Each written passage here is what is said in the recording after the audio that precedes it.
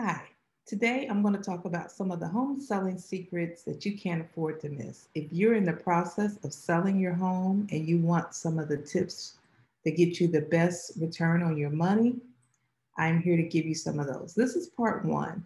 So I do have a part two, and this is based off of a book that I wrote called Selling Secrets You Can't Afford to Miss.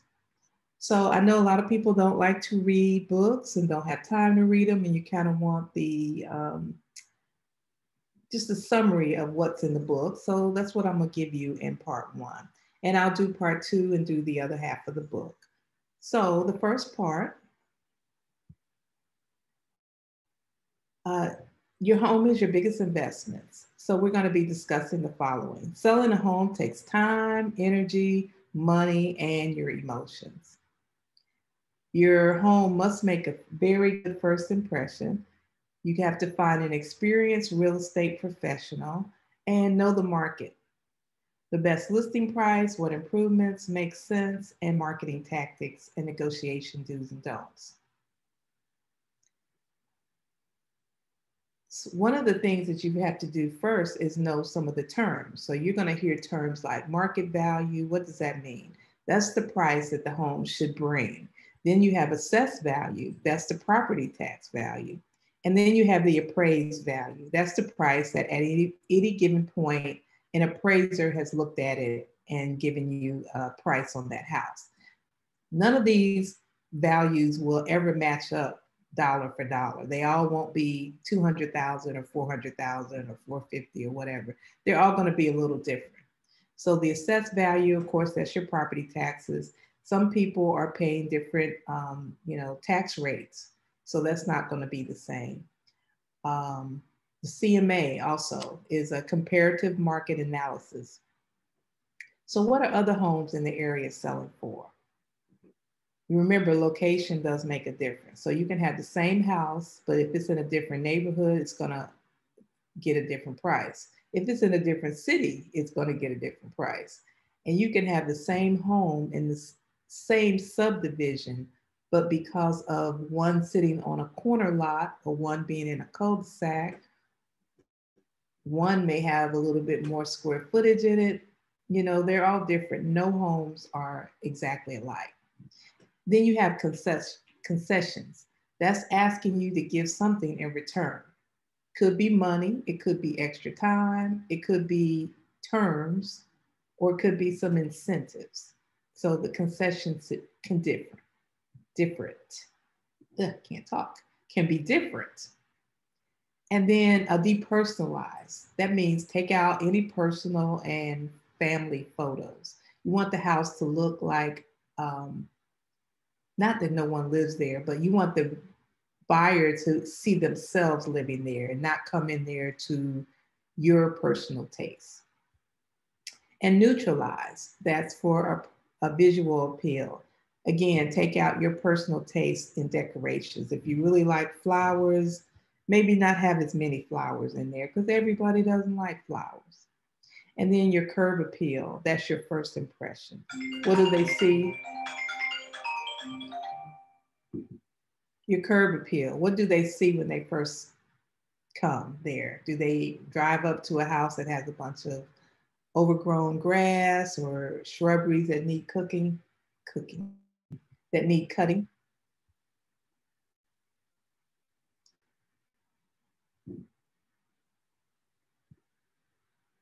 Step one is selling your home for more. Location, location, locations.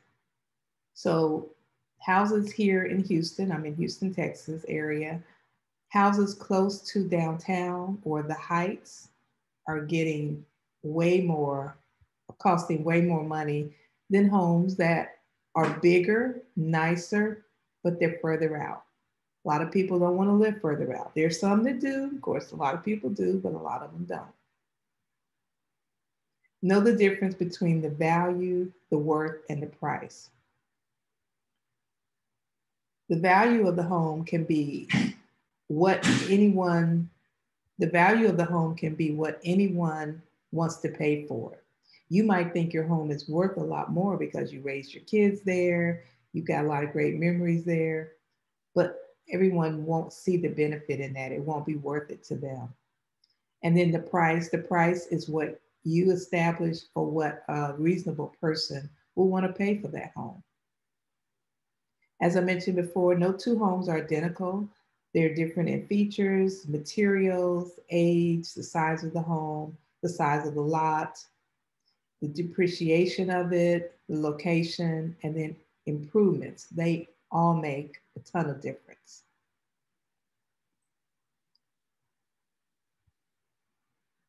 So, are you willing to put in the time to get your home to show in pristine condition at all times?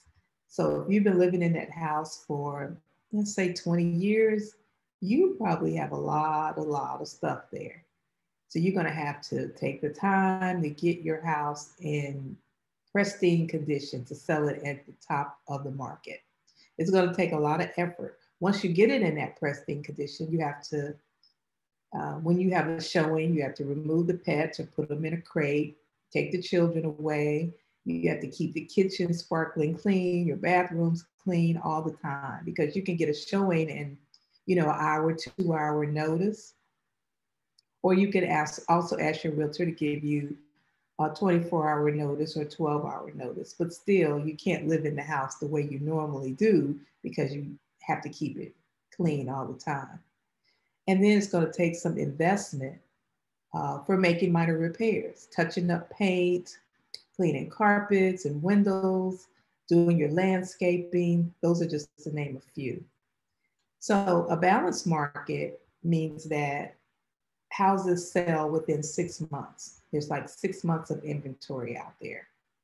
Anything that's less than that is considered a seller's market. So anytime the homes are selling in 30 days, 60 days, 90 days, it's a seller's market. We'll talk about the 80-20 rule. 80% of results will come from 20% of the action.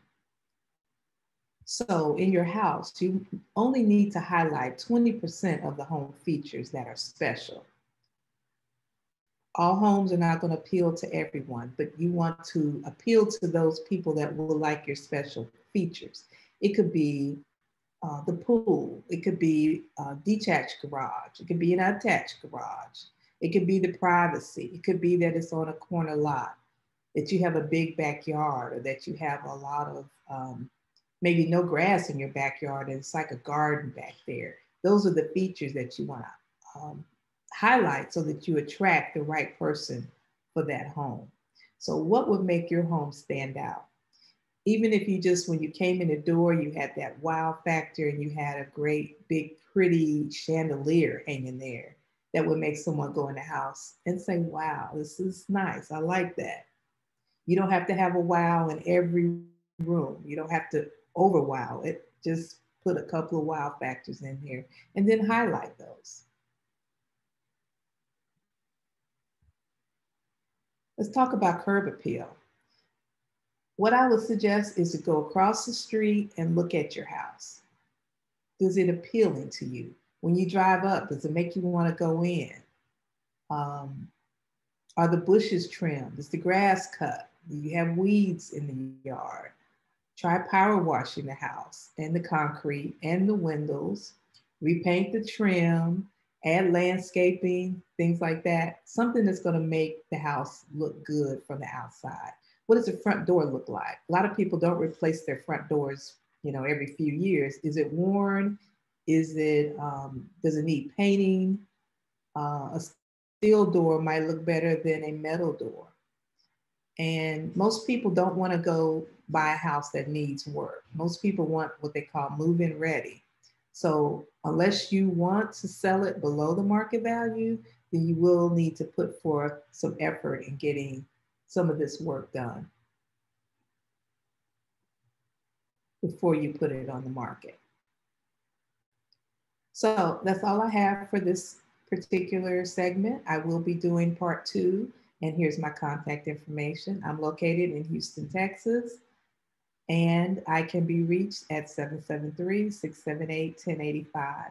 There's a lot of people moving to Houston. I'll be able to help you with whatever area it is you're looking for. If you want to sell your home and move here, or if you're in the Houston area and you want to sell your home, please reach out to me. I have a lot of contacts for people that can help you with any of the items that I mentioned needing done, the landscaping, the remodeling, the touching up, things like that. And I will put a link down here for some of my referrals. So I hope you have a blessed day, and I'll talk to you later.